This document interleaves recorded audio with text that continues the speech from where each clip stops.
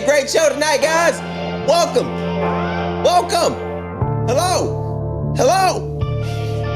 People out there on the internet. People in the internet. Can you hear me? Hello, internet. Hear me. Yeah. Welcome to the Riding High Studio, where we gonna tell you what you need to know. We gon' be on these topics like it's a give and go. Riding high. What it is, what it do, we gonna tell you what you need to know. What you need to know. DJ King got you running live right in the studio. Oh, yes, sir. Mics are hot. It's a beautiful night. I don't know what's going on. We got the beat playing, so it's going down. We got 4 people in the building, ready for this sauce, ready for this flavor, ready for this action, ready to get it popping. Oh, yes, sir, ski. Hey, what if my voice was like this deep all the time, you know, when I was like, hey gang, welcome to Riding High Sports, welcome to Let's Chop It Up, let's get involved, let's get in the mix, you know what I'm saying? All the time, though. You know what I'm saying? Like, what if I was like DDG? Like man, I don't think that's really him doing that. I think that's outside. What if this is my real voice? You know what I'm saying? I don't think that's a real voice though. Because it would be easier for me to talk like this. Hey man, it's your boy DJ Lil King. Hey man, we back. Man, let's chop it up. Know what I'm saying? We're doing a little different today. You know what I'm saying? We got a special guest in the building. We're not actually in the building, but still in the building. You know what I'm saying? We got my boy DJ Wreckage all the way. Yes, sir. In Chicago, you know what I'm saying? Gonna join us on this live stream that tonight. Boy You know what I'm saying? Lucky Lamar in here, you know what I'm saying? That boy Roy B up in here, you know what I'm saying? What up? You gonna go ahead and bring my I've dog been watching in. the Boondocks, bro. I've been watching the Boondocks. I feel violent. I feel violent. Well, we ain't finna do all that today, so I've been watching the Boondocks. Hey, bro. we finna bring my boy DJ Wreckage in. Chicago, Texas is in the building, man. Yerp. Hello. DJ Lil King, cut the beat. Yerp, what it is, what is going on? Welcome back to another exciting episode of Let's Chop It Up / Riding High Sports on another beautiful Wednesday night. I go by Lucky Lamar. That guy right there is Roy B. The man in the back is DJ Lil King on the 1s and 2s. But tonight, as my man's just mentioned, we have a special guest with us this evening. We have the one, the only, reporting live from Chirac. I wish I knew their area code because I would say it, but DJ Wreckage. Hello. What is going on, brother? How you doing, brother? Doing well. How you guys doing? I can't complain, man. Hey, bro, you safe in Chicago, Doc? You good? You good? Yeah. Oh, all right, bet. You over there in old block or what? Hey, you from 63rd? Let me find out you from 63rd. Actually, I used to live on 71st for a little while, like when I first came here. Okay. So what's like? So for someone who's never been to Chicago and all I know about Chicago is R. Kelly and drill rap, what's the city actually like?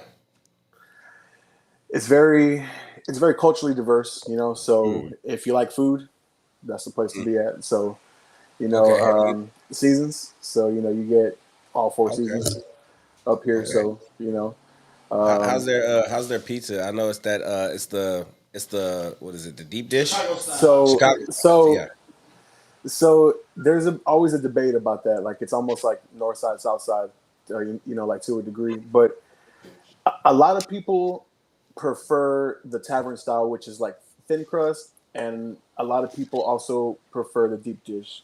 So it just depends on who you ask. You know, some people would refer to deep dish as tourist pizza too. So I mean, it just depends on who you ask.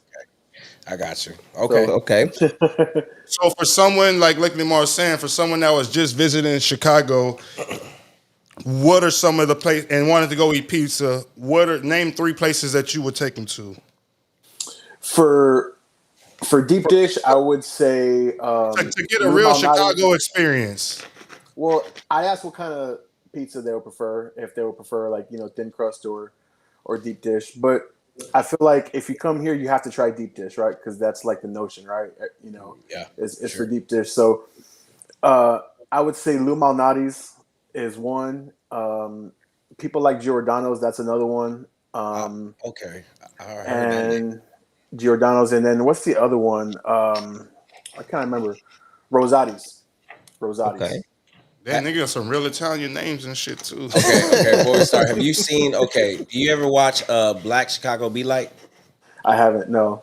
Okay, it's like a whole like kind of like movement with the whole like on YouTube. The guy's name is Corporate. He's like a rapper, but he has like all these like skits. But it's like he lives in Chicago, but it's like pretty Oh, much okay. like all the culture and stuff. I'm watching all the episodes and stuff. I didn't know if you like knew about it or anything. So one thing I will say, whenever I moved from Corpus to Chicago, one thing I will say for damn sure is that I had a straight up culture shock. So so Yeah. it was like nothing I had, experienced like that, like to a large degree, and it just everything was different. Every neighborhood, every side, basically acted different and had their own swag and had their own style. Like Heard that. it was definitely something new for me when I Have you moved seen here like that. the King Von mural? Oh yeah, for sure. Yeah. And then They still speaking got of some good food I'm out sorry. there. I was Oh yeah. gonna say, like, they still Speaking got of some good food. culture, speaking of culture shock, man. Like when I first moved from Alabama to Corpus, like that was when I learned that I'm gonna be honest. This is gonna sound like a very controversial statement. I didn't know that there was this much brown in the country until I moved to South Texas.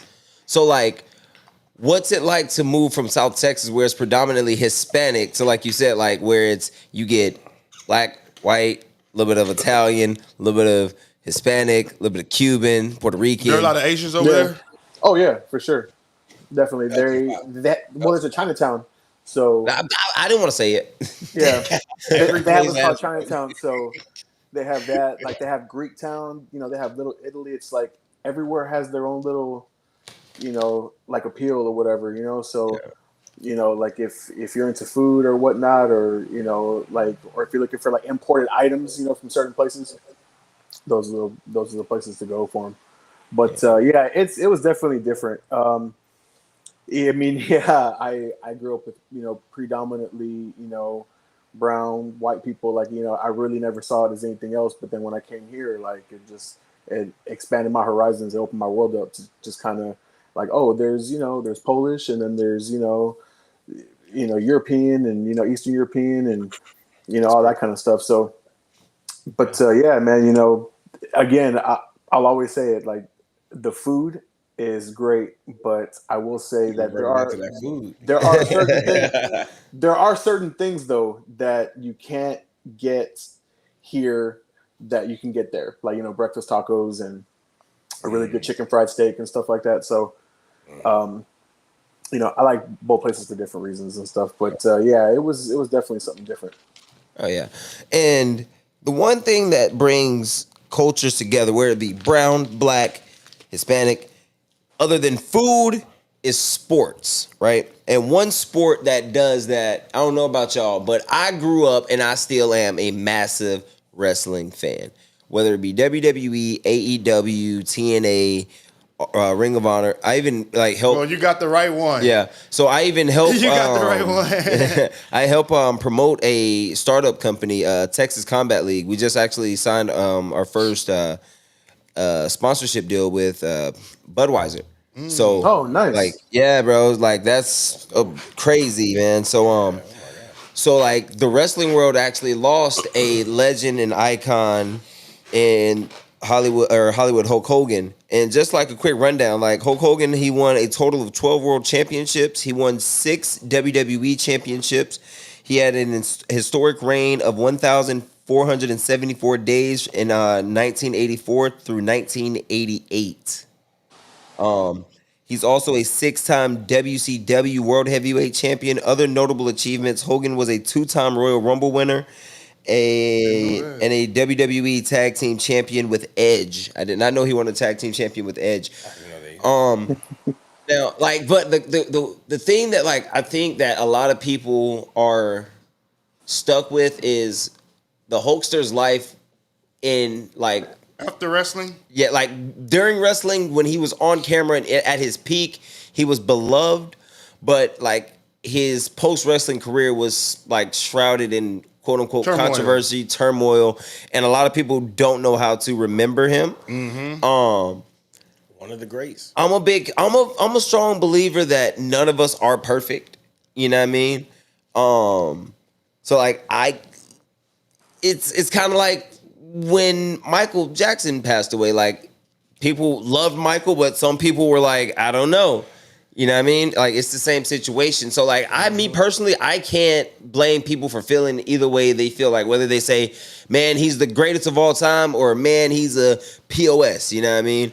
So for me, like I guess I'm somewhere in the middle. Like I respect the legacy, but like I wouldn't say like I had like a lot of love for the man, like because like me personally, I do that with all celebrities. Like I don't necessarily think that we should love these celebrities for like what they do, because like personally we don't know them. You know what I mean? Like we don't know them outside of what they do on our camera. I got a question for y'all. Let me ask y'all this, because me and Rick is a little bit older than y'all. Did y'all see Hulk Hogan live? No. A little bit. Like the tail end. Oh, the tail end? Like Okay. the tail end. Like I saw him like I didn't see him like when he was slamming Andre, but like I definitely Rickers might have seen that. I definitely Rickers is because we weren't even old enough to, you know what I'm saying? But I definitely Did y'all not live, on TV. but did you ever see him on TV? For sure. Like and not an old match. I'm talking. Did you ever see Hulk Hogan on Nitro? Yeah, like I saw him on Nitro. Like I definitely remember seeing him coming back at WWE. Like, I remember watching him. No. Like even when he was on TNA, like when he was Hollywood Hulk Hogan on TNA, like when it was him, fucking Jeff Hardy, Kurt Angle, like Booker T, when they were all over there, bro. Like they like this is before AJ Styles even walked into TNA. You know what I mean? And then like when he comes back with WWE, like I saw like that era of Hulk Hogan, like when he was more of a heel, and then him and The Rock had their WrestleMania moment, and The Rock was supposed to be the face, but Hogan was supposed to be the heel, but the crowd got so behind Hogan that they had to flip it mid-match. Like I'm more of that era, so like I can appreciate Hulk Hogan the performer, but I want to get Records' take on it. Let me go first, and then we'll go to Records, because because he got a little bit more over me with the wrestling. You know what I'm saying? They had cable and shit. We didn't have cable back then. You know what I'm saying? Bro, you remember? Hold on, real quick, and I'll let you go. I remember it was me and my mom. My brother went off to the military on UPN, SmackDown would come on Thursdays. Then they switched it to Fridays. And then for a little bit they switched it to the CW, right? But that was on the little ticker TV with the rabbit ears, right? But Raw always came on either on Spike, then it switched to USA. What I would have to do... No, we was watching Raw. Raw was on USA originally, and then it switched to Spike. No. Either way, I could not watch Raw, right? So, because we had, like, rabbit ears, we had 6 channels. We had Fox 54, ABC, UPN, and PBS. That was it. So, we was watching SmackDown on UPN and the CW, bro. Like, so what I would have to do is I would have to wait for Raw I would have to go to my aunt's house, because she had cable. Like, luckily, like, sometimes my mom and her sister would go to my aunt's house and drink. That, like, if it's on Monday, I can watch Raw, right? But if we go like on a Tuesday or something like that throughout the week, I'm on WWE.com looking at the still pictures and reading John Cena slams Undertaker, Rey Mysterio pins Edge for after help from Finley or something like that. Already. Okay, we're gonna take you back then. I would say, first of all, my introduction to wrestling as a kid, me and Records were talking about this a couple of weeks ago. Like, my introduction to wrestling as a kid was Hulk Hogan. Y'all, like I say, y'all a little bit younger, but Hulk Hogan was to kids then what Beyonce and Taylor Swift are to kids now.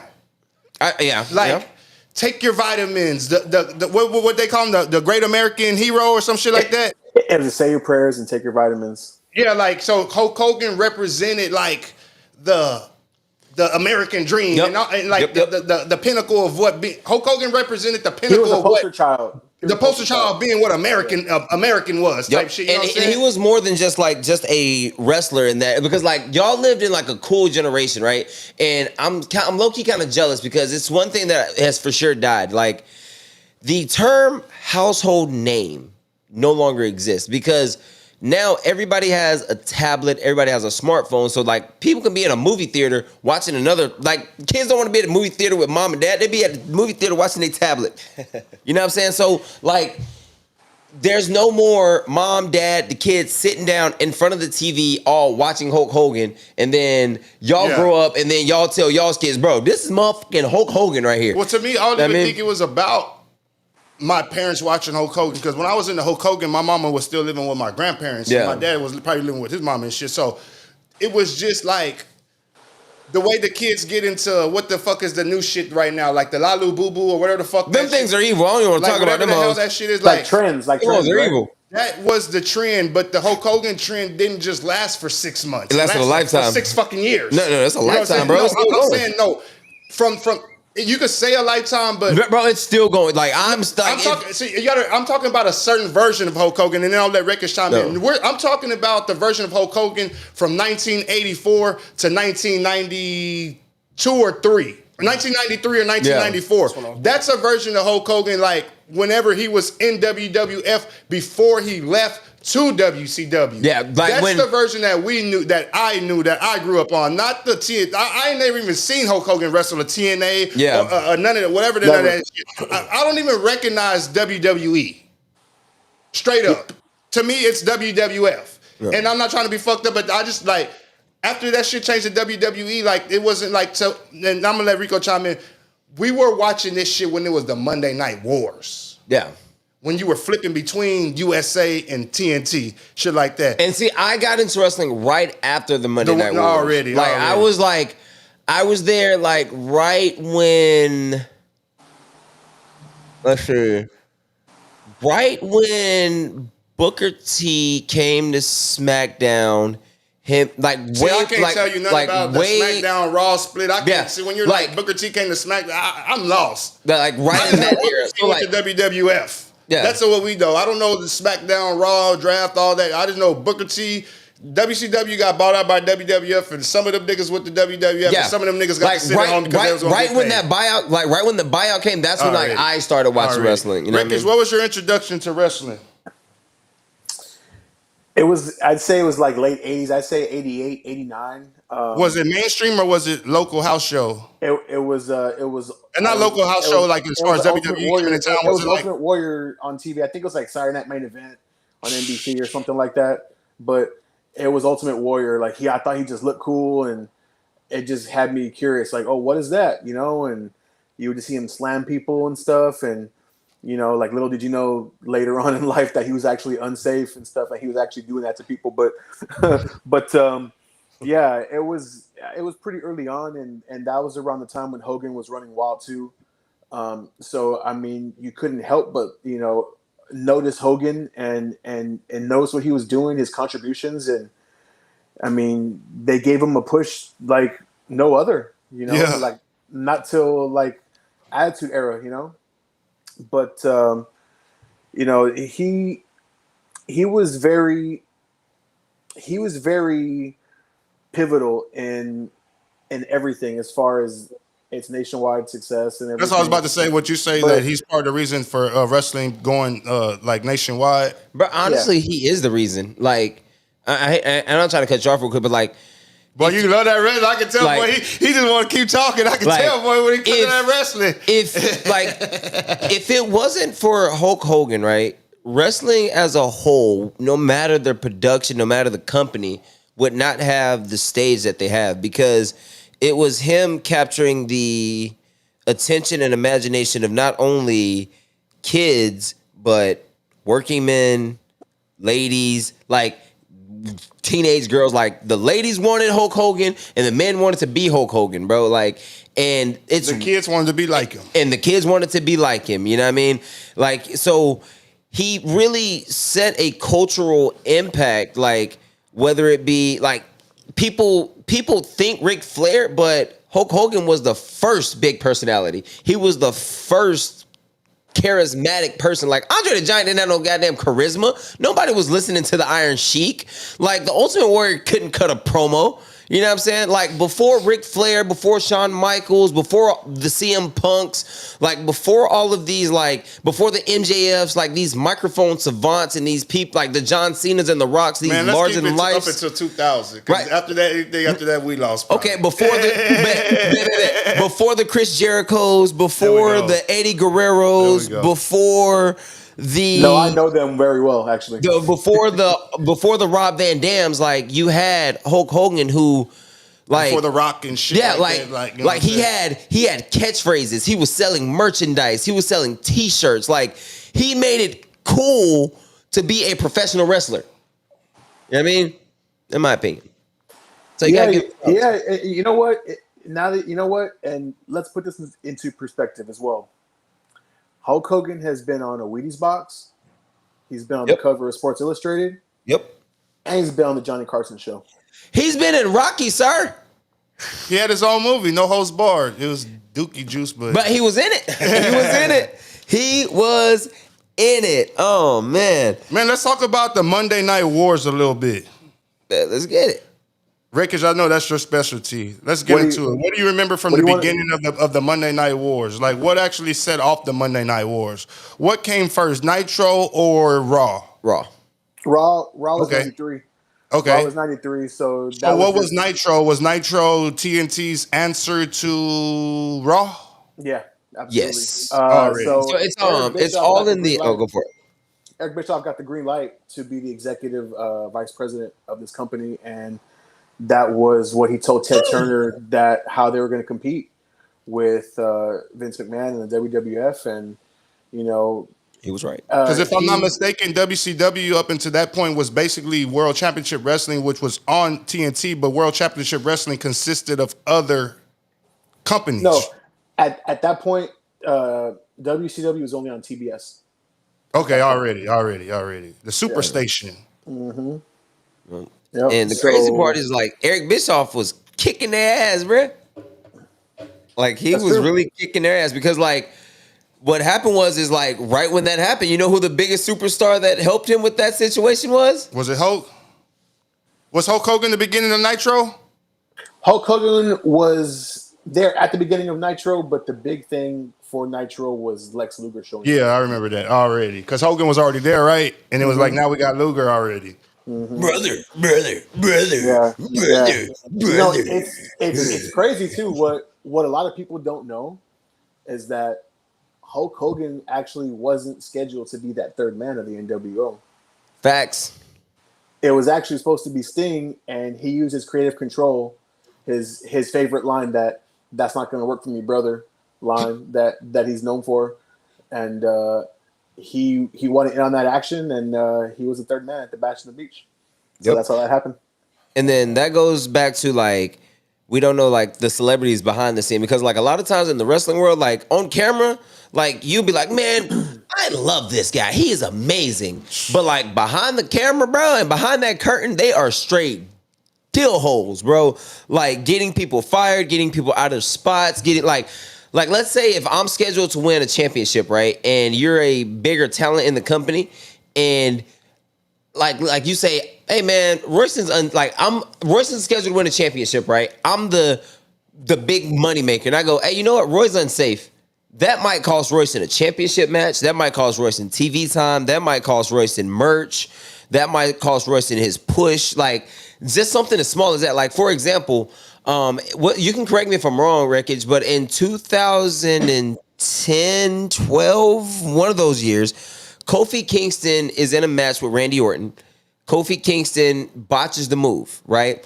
Randy then proceeds to kick him and yell, stupid, stupid, stupid, right? But before this moment, Kofi Kingston was set to have a major championship push. I'm not talking about like just a regular like mid-card champ. He was scheduled to get the Big Kahuna championship.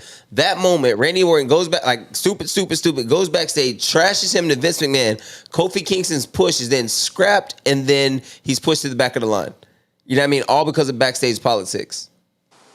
Oh yeah, I'm sure that happens all the time. Mm-hmm. Yeah, because one that I remember specifically something like that, and you probably remember it, the Shawn Michaels versus Vader, SummerSlam 96. Oh, when he kicked him in the head? Yeah. Kicked the nigga in the head? Yeah. Bro, that was wild. Vader was supposed to be getting the push at that time too, right? Probably. Yes. Probably. Yeah. Anytime you see, like, again, that goes to show, like, anytime, like, if you're the up and comer and the mainstream guy, like the Big Kahuna, says this guy, there's something I don't like about him. Even if it's something as simple as I don't like his wardrobe. You're out of there, bro. I think it's more or less the work ethic though, because I've heard a lot of stories about the work ethic, even with Mabel and Undertaker. Yeah. When he fucked up his thing under his eye. His face, yeah. Mabel was supposed to get that push too. Yep. Yeah, like they met. They had him win King of the Ring in '95 and everything. Yeah, hell yeah. He was ready. Here's one I bet you guys didn't know. I think I know what you're about to say. Hulk Hogan actually did this to the Undertaker. Oh, I didn't know what you were about to say. At Survivor Series '91. So when he tombstoned him on the chair, he told Undertaker, he said, "Oh, brother, you got me." So he went to complain to Vince McMahon, and that's why Tuesday in Texas happened, and he gave up the title because Hogan went to Vince, and that's actually how that happened. So Vince took Undertaker's title that he had for, I think it was like a day or two or whatever it was. So, and then Hogan wasn't Triple H supposed to win the King of the Ring tournament where the famous Austin 316 line was born? Absolutely. Yep. So in that situation, the Clique, which consisted of, and help me out real quick, Wreckage, it consisted of Shawn Michaels. This is all Wreckage shit right here. It's Shawn Michaels, Kevin Nash, Triple H, and was it X-Pac? X-Pac and Scott Hall. X-Pac and Scott Hall, right? Yep. So they're in Madison Square Garden. Everybody but Triple H and Shawn are leaving for the new company or whatever. And at the end of the cage match, they break kayfabe, which is the character work in wrestling, and they hug each other. And their faces and heels, or good guys and bad guys, and they give each other one last hug in the ring. Now, the cameras aren't rolling, but in the late 80s, like early 90s, somebody got to pay for that, right? So the punishment was they couldn't punish. A fan caught it on camera. Yep. So they couldn't punish Triple H, or no, they couldn't punish Shawn. Because he was the top guy. Yeah, so they took it out on Triple H. Triple H was supposed to be King of the Ring that year, right? They pull him out of it. They put Steve Austin in. He has no idea, not ready for the moment. Put him there and say, by the way, you have a promo right now. Then he goes, some, because Austin 316 says, I just whipped your ass. And now you have the birth of a superstar. What's really cool about that? That moment too is that earlier in the evening, I believe he wrestled somebody else, and he did. He busted his lip, and went out and got stitches, and then came back and they had him win it. Yep. So that's why he didn't know, like, because he's out getting stitches. He comes back, busted lip, stitched all up. Hey, bro, you got a promo right now. Alpha 315. Let's talk about Hulk Hogan's impact, and not necessarily his. Well, we all know his impact. Let's talk about like some of the controversy, and we'll start off with the creative control. How that a lot of people say brought WCW down. Well, what does that start with? The finger poke of doom? Nah, that goes way before that. Goes way before that. What is the finger poke of doom? You don't know that one? I don't know that one. Okay, we got you on that. Okay, so set the scene. When Hulk Hogan came over and Eric Bischoff signed him, I guess Bischoff was so desperate or whatever it was that he allowed Hogan to put a special clause in his contract that he had full creative control over his character. So basically, hey, like whatever you want to do, like run it by me first. Yeah, but you still have to pay me. And I'll be honest with you, working in the wrestling industry, if you have complete creative control over your character, that was like a first time ever, though. Bro, that is rare. That was like a first time Usually, ever. Usually, the dude that's booking the match tells you what to do. Yeah, you don't tell the bookie what you're gonna do. Hey, bro, your show's wrapped around what I want. This is gonna be a multi-billion-dollar mistake. Do you think that came from Eric Bischoff's prior lack of being in the wrestling business? I think he was green. Yeah, I think he was green. Yeah. So he's almost like, well, I'm gonna give this guy who's a legend in the wrestling game a little bit of control. Hulk Hogan took him behind the shed. Okay. Yeah. Okay, so then what's next after that? So, and then, I guess I'm getting ahead of no, I'm not. So when Hall and Nash came over, first Hall came over, and then he found out what he was getting and for how many days and stuff, and and it was guaranteed because at the time Vince McMahon wasn't offering guaranteed contracts. It just wasn't. There was maybe only 2-3 people that were making, guaranteed money, right? So, they were offering guaranteed contracts. So when they started offering guaranteed contracts, everyone started going over but like certain people had these clauses also. It's like, hey, if you bring somebody else after me and they get more than me, then you have to bump me up to what they're making also. So there was just so much, like there was so many hands in the pot. You know what I mean? Like and it was just so many like chefs in the kitchen too. Like everybody wanted to, run the thing. Like you had. Because if I ain't mistaken, then Kevin Nash have creative control in his contract too, right? He was the booker. He was the booker, bro. Like they made him the booker. So basically, the New World Order was out there doing whatever they wanted to because, if I'm not mistaken, in WCW it was Hogan, Hall, Nash in the NWO in WCW, right? So when the that was the original three. Yeah, So you have character control, but Booker. What did Hall have? So when the finger poke of doom happened, Nash was in creative control. So like they basically made it to where it was going to be like Hollywood Hogan versus Kevin Nash because it was like Wolfpack and Black and White NWO and whatever, and he basically like Hogan. It was promoted as a big match, yeah. promoted for the whole month, their monthly pay-per-view. Everyone's excited. They get like millions of buys. Go ahead. I'll let you pick it up from there. They get into the ring, face off, and Hogan, boop, he taps his chest, and then he falls out and then pins him and takes the belt. Yep. I ain't gonna lie, that's kind of tight. I ain't gonna lie, no, that's it was cool. weak. It was weak. That ended WCW because as a fan, WWF is kicking your fucking ass, and as your Sunday night pay-per-view that you have had people wait weeks for have spent pay-per-views back then were like $50. Their hard-earned money for this is the main event, and this is what you give us because you gotta. I didn't realize it now, but you have to look at it now. Wrestling is almost like a concert. Yes, that's a fact. The main event better fucking show their fucking ass. If the main event comes out and just performs one song, fuck this concert and fuck the main event and fuck the. Well, now we hate you, nigga. We don't like you no more. I feel you. Because you just came out here. We didn't pay our hard-earned money, then waited 2 months to see your ass, and you didn't came out here and did one song, nigga. Fuck you. We don't like you no more. You saying Charlie Boy came out? He didn't even do bumper grills, dog. What? No. Chingy didn't do Holiday Inn, bruh. Right third, right there. That's the one. That's the one Ray J came out and didn't do One Wish. Oh man! You mean to tell me Lil Wayne came out and didn't do Lollipop, dog? That's tough. I'm gonna see if I can put it up for y'all real quick so y'all can see it real quick. I think it was at a Nitro, bro, if I'm not mistaken. It was a Nitro? I think I remember it now.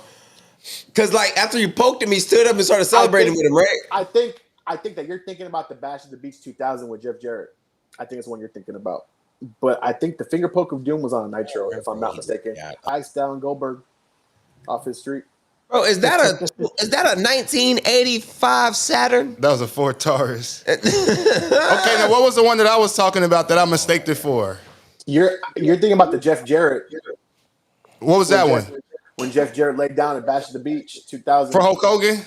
For Hulk Hogan, yep. Let's see if we can find that one. So yeah, it was just a whole bunch of bullshit. Wild, bro. See if I can find this one. I appreciate y'all for being with us. Got a couple of more topics, you know what I'm saying? Make sure y'all go follow DJ Wreckage on all of his social media platforms. You know what I'm saying? My boy in the rack, he need all the support he can get. You know what I'm saying? Keep the ball 60. Okay, we're going to play this one and then we'll move on.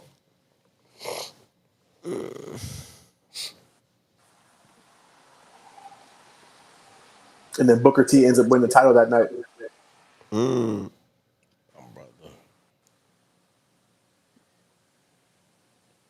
They say that was like the real beginning of the end for WCW right there. Hey, that boy Booker T said, I'm coming to get you, nigga. I mean, damn. Okay, this is obviously from a fan page because they didn't want to get with copyright. Okay, yeah. So look at this. Explain this. Run this through, Wreckage. So run this through. So Leading up to the match, what's supposed to happen? So apparently Vince Russo, who used to be the like one of the writers for WWF during the Attitude Era, got lured away to WCW. He's running the show there. I guess he wrote it in the show that that Jarrett was supposed to do something. I can't remember exactly what it was. WCW was giving us, bro, in 1999. But I guess Hulk Hogan pulled that card on him, and he's like, this isn't going to work for me, brother. So Vince Russo wanted a match between Jeff Jarrett and Hulk Hogan. No, he wanted Booker T. He wanted Booker T in there. Versus who?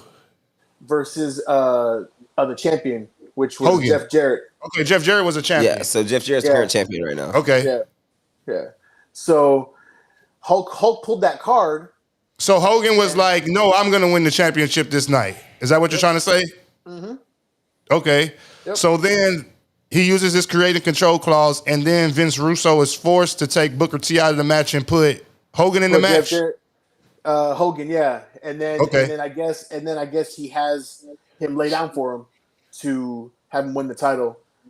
And it's my understanding that after Hogan and Bischoff leave the building, they have another title match with I think it's Jarrett and Booker T, and Booker T wins, and then they give him the belt. So was there a second belt? Yeah. Hogan, I don't know what the hell going on. Yeah, this was some bullshit. This is all the shit that made WCW fall apart, bro. And we watched this shit in real time. That was the sad part. We go back and watch the documentaries, but me and Wreckage, we saw this in real time. Yeah. And which is why, I didn't see this pay-per-view in real time because I didn't have pay-per-view, but I definitely saw it the next Monday. You know what I'm saying? Because obviously they would show the highlights from the pay-per-view the next night.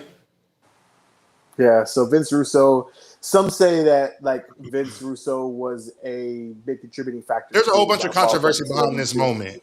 Different people saying that this happened and this happened and this happened, and we still have never gotten the truth about this exact moment. I don't even know what's going on, to be honest. Hulk Hogan pulls some bullshit. I just see a man just fall at Hulk Hogan's knees and he just wins. That's wild. Default. That's wild. He had that card. He used His it. power right there. I respect it though. It's he said that clause in his contract. Yeah, but at the same time, that's what I'm talking about. He was holding people back. So Booker T was supposed to eventually, he did become the champion that night, but Booker T was supposed to be in that match and win that match. But Hogan used his creative clause to hold a black man down. That's what it looked like. Hey, there's two more things that I want to get to. I can talk wrestling all night, but there's two more things that I want to get into. We got a wrestling part coming soon. We man. do. Be on it with Lucky Lamar shit. While we got my boy DJ Records on here, I want to ask him about something near and dear to the heart of DJ Lil King. How do you feel about the Texas Longhorns football team coming up this upcoming football season? Because we are 35 days away, ladies and germs, from kickoff. Damn, that's it. Actually, we're 32. Longhorns 32 days away from kickoff, ladies Ohio and gentlemen. State, week 1. Damn, All that's right, gonna be well, a tough one. If I could chime in on that, brother man.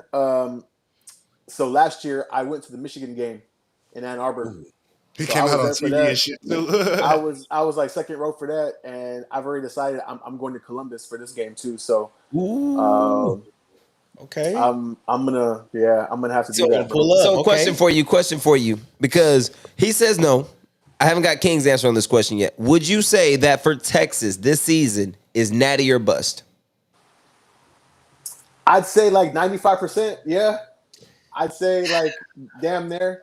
Well, you got to think about it. I mean, it's Arch's full first start. He's only a sophomore. He still has 2 more full years. So you still don't necessarily have to win right now with him. It'd be a shame if he didn't, but he still has 2 more years after. That's why I said no. It's not a natty or bust year. If it's his senior year, because he's going to go number 1. He's going to go. We all know he's going to go number 1. I think he is going to go number 1 overall when he gets drafted. But I don't think he has to win necessarily at all right now. I'm not also a Longhorns fan. I'm just speaking of a realistic. I feel like. What about the SEC?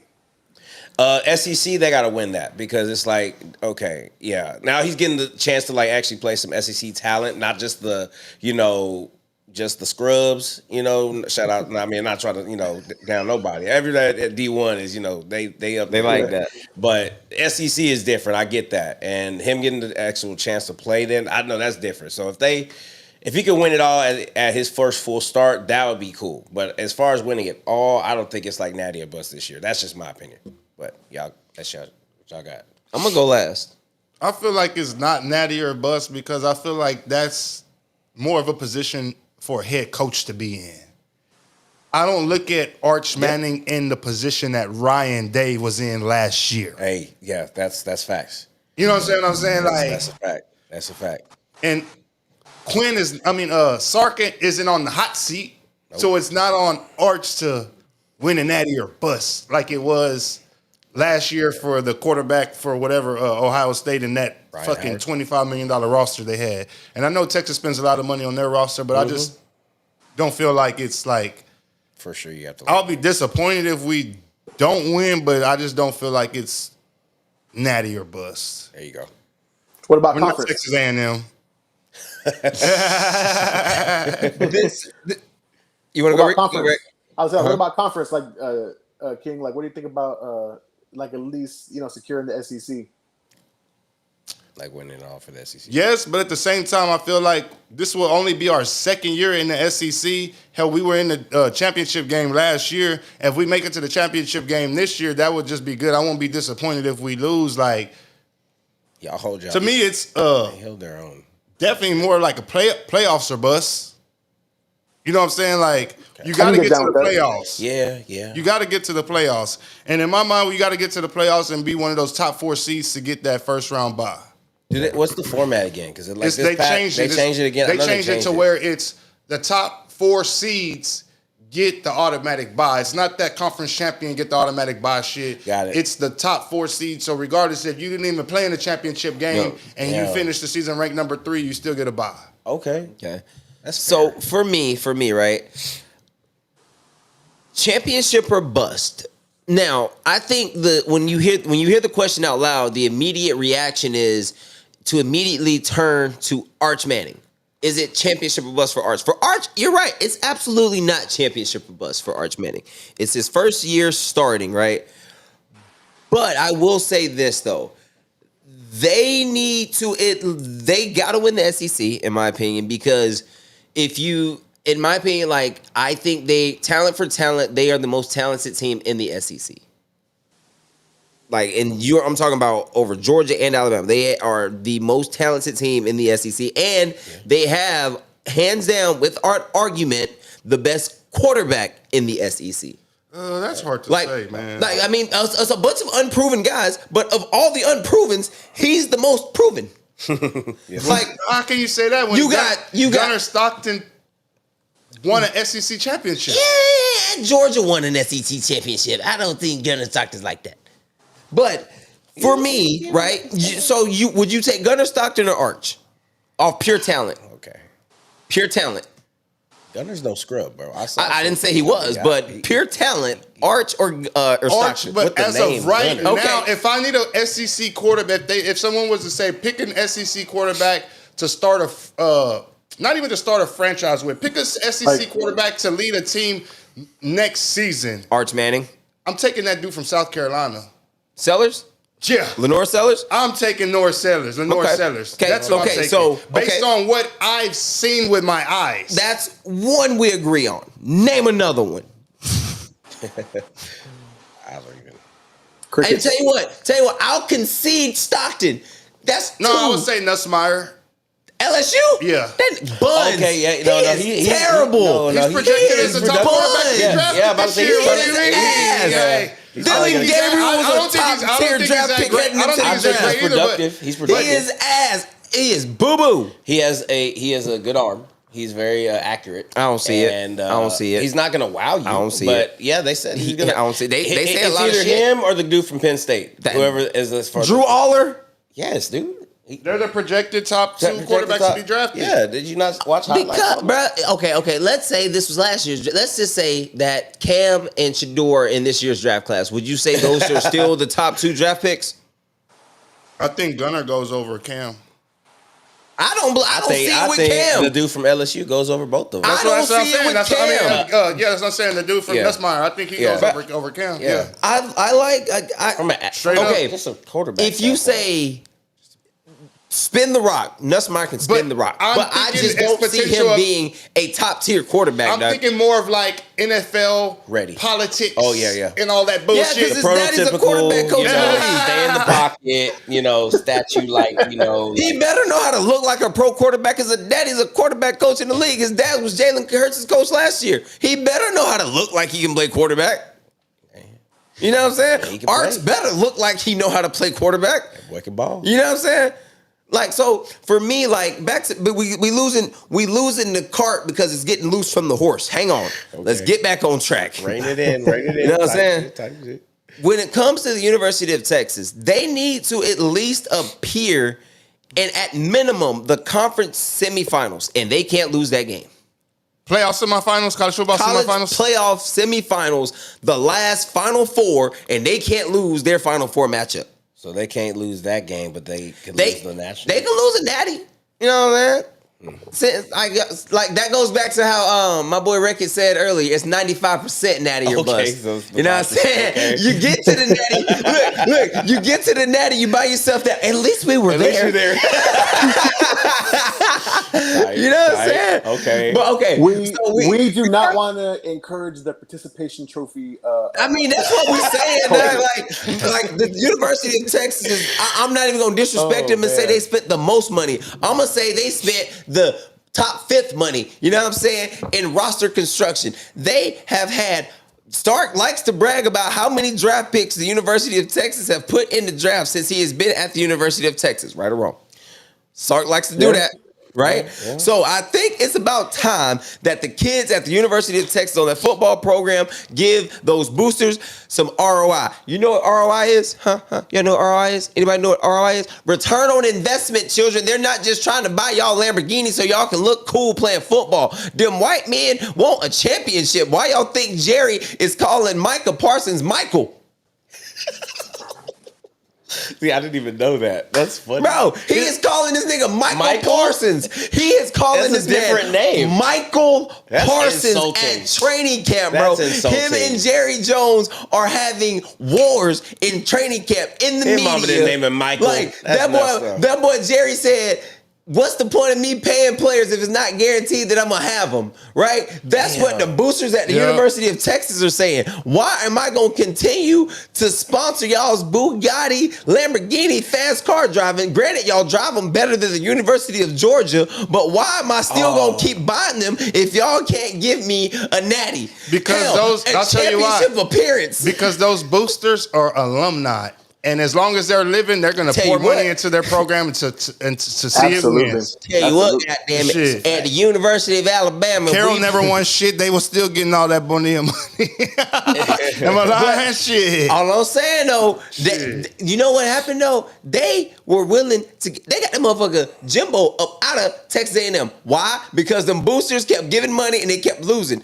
Bro, I'm telling you right now, if Sark doesn't put something in that goddamn trophy case, they will get the next hot coach in there. Nah, because he's that goes with any program. No, that's anything. That's anything. That's Duke basketball. That is Alabama football. That's Georgia football. That's Texas football. That's Texas A&M baseball. Like if UCLA gymnastics, nigga. If the program is top tier and you are the coach and you do not deliver, we'll get you the fuck out of here. We don't care what it costs, nigga. We just saw the University of Texas A&M baseball coach go to the playoffs and say, hey, you know what? We will buy your $500 million buyout and pay you $100,000 more than that to coach at Texas. But with Sark's season last year, he bought himself 5 years. Bro, I'm telling you right now. Ryan Day's national championship he bought him 5 years. He bought, you know what bought Ryan Day 5 more years? His championship. That thing. That's what I said. That's what I said. So Sark needs what?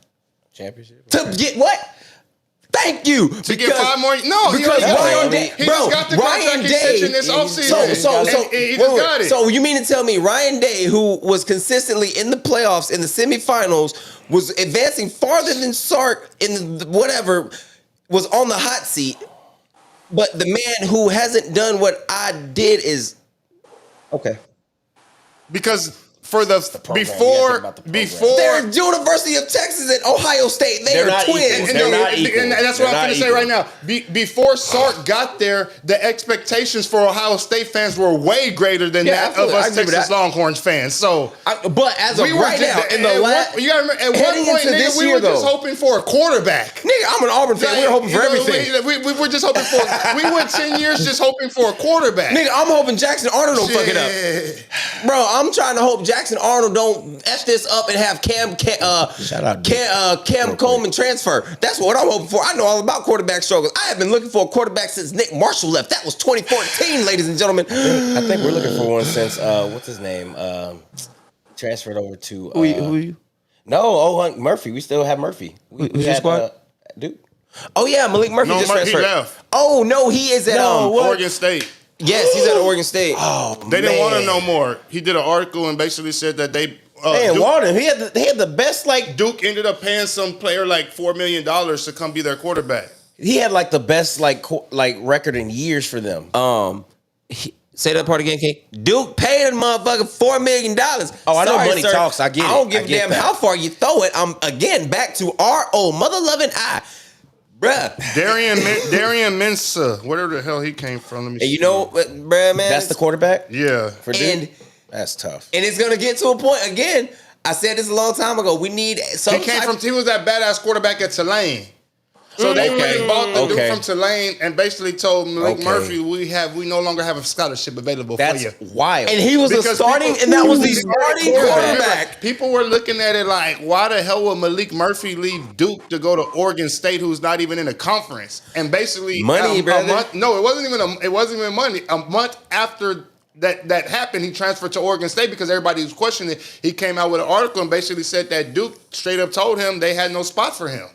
So he was forced to go to Oregon State because Duke, that scholarship they took from him, offered it to the dude that they paid $4 million to. That dude is good though. I know who you're talking about, the dude from Tulane. Yeah, hell yeah. But damn, but man, like, he let him. They had a good year. They had a good year. Malik? Yes. But Duke's always like solid. It's like they like 10 they not saying they good for 8-8. Look, you know I'm not a Duke 8-8. football fan like that. I'm a Duke basketball fan, but I mean, I'm all about Duke. Yeah. You know what I'm saying? They had a good baseball season this year, softball too. I thought they was gonna go all the way to the Natty.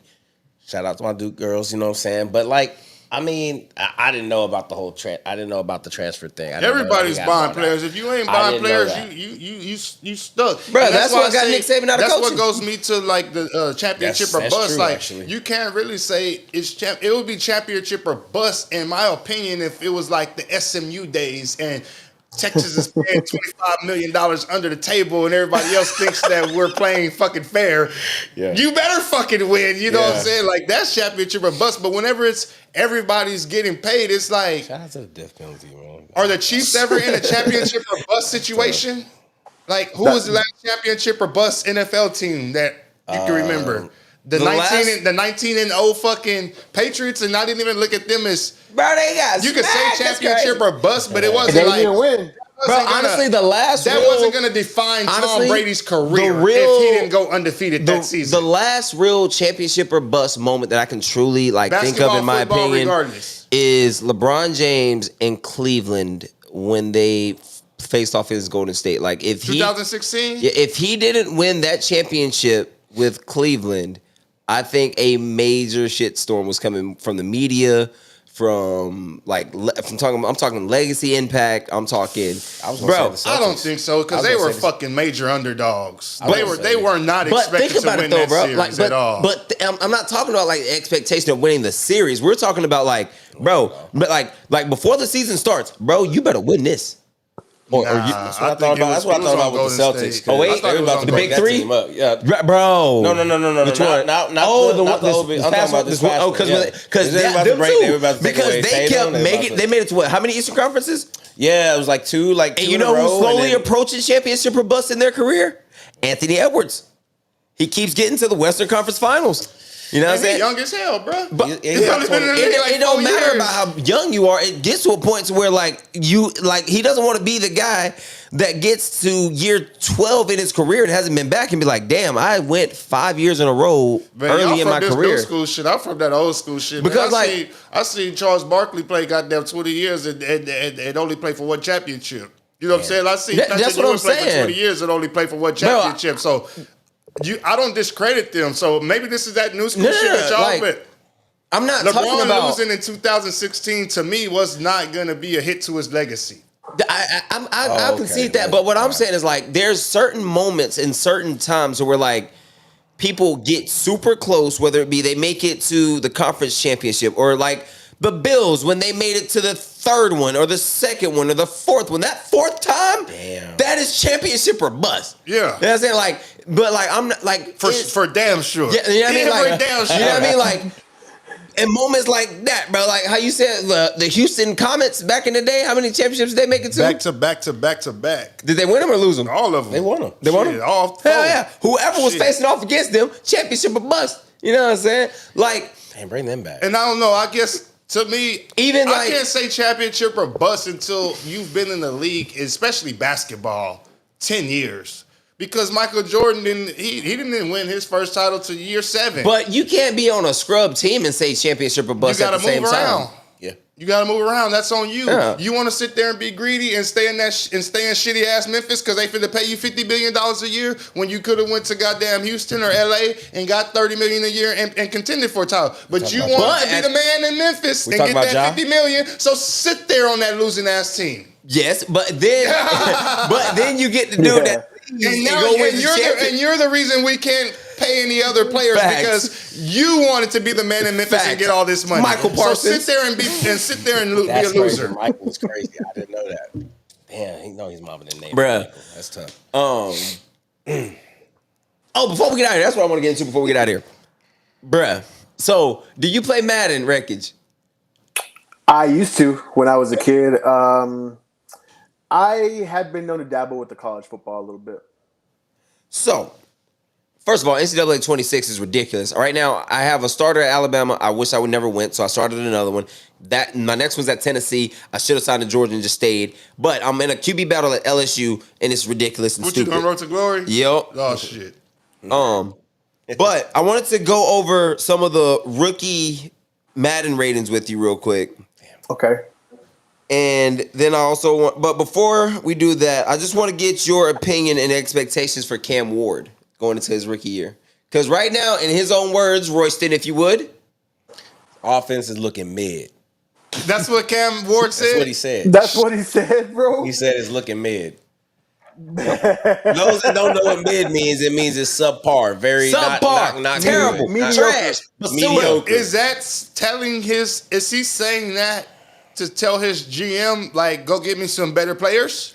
He's saying it because he said it starts with him, and he's saying he's not playing up to his standard. That's what it said in the interview. Okay. But that's the quote. Honestly, me personally, and I hope he's going to be good. I don't see it, bro. I love wrestling, but I am obsessed with football.